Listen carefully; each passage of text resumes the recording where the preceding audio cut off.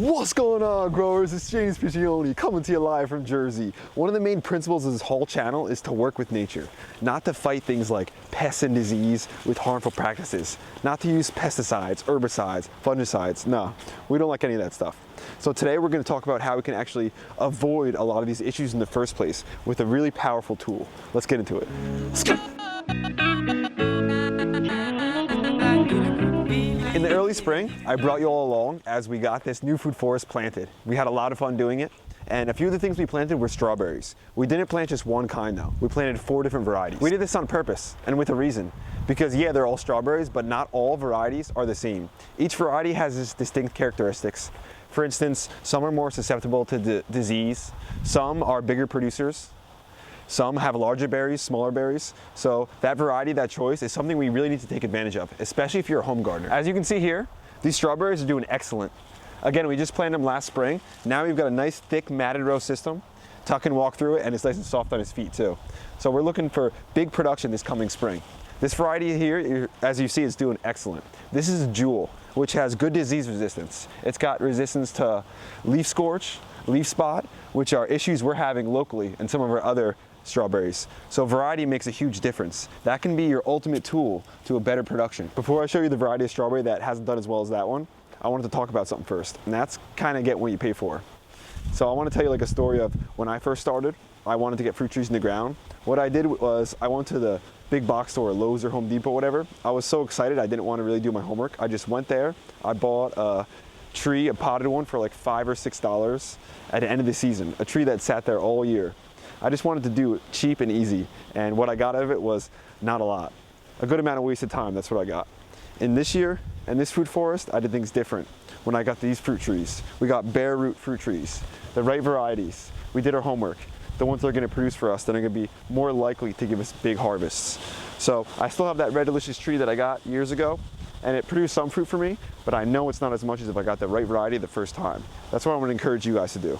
Some of these trees in here, they might have been $29 or so, but you know what? It's gonna save me a lot of time, aggravation, and get me to bigger harvests quicker. Now, to give you guys the contrast and the difference something simpler as variety can make, right here we've got a different variety of strawberries. And you can see we've got some fungus issues. This is actually leaf scorch, and similar to leaf spot, it's a fungus issue. And this variety is actually known to be susceptible to this.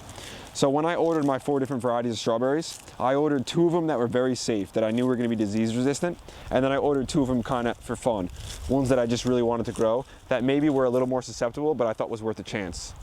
So you can see the difference is huge. There's a vast difference between the two. And since these have a fungus issue, I'm not gonna fight against it. I'm not gonna buy fungicides and just spray this down. What I'm gonna do is just take this variety out and get another variety in that's gonna perform better than this one. Because right here, we've got one row, this variety didn't perform well. Just a few feet to the left is that excellent row. So there's not a difference between the two. We did them exactly the same. Then to the left of me over here, on this side, we have another variety of strawberries which are also performing very well. So the fact that we have 3 different varieties and one's doing really poorly leads me to believe that it's not the soil, it's not something we did when planting, but it's rather just a variety. So we're not gonna fight against it. We're not gonna fight against nature. We're gonna kind of work with it and use variety selection as our greatest tool to bigger harvests.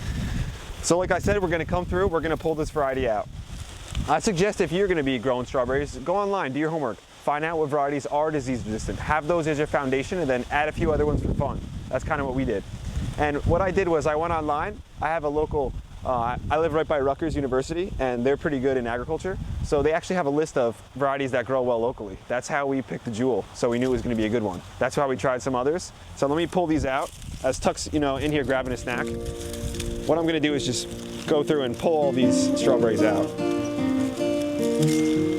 I'll pull the wood chips back first and then just come through and pull them. You can see they're not even rooted very deep.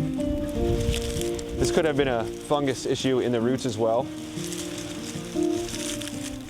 One thing I want to let you know though is if you see a couple of your plants in a whole row with just a little damage on it, come through and pull those leaves off or that plant out. You don't have to, rip out your whole variety if there's just a little bit of damage. But as you can see with this, the issue that the fungus is causing, it's gonna heavily affect the production. So we just don't want it in here anymore. We're going to get a better variety and put that in the ground come next spring. asked you not to keep me waiting. I told you not to keep me waiting. Now the afternoon is fading on.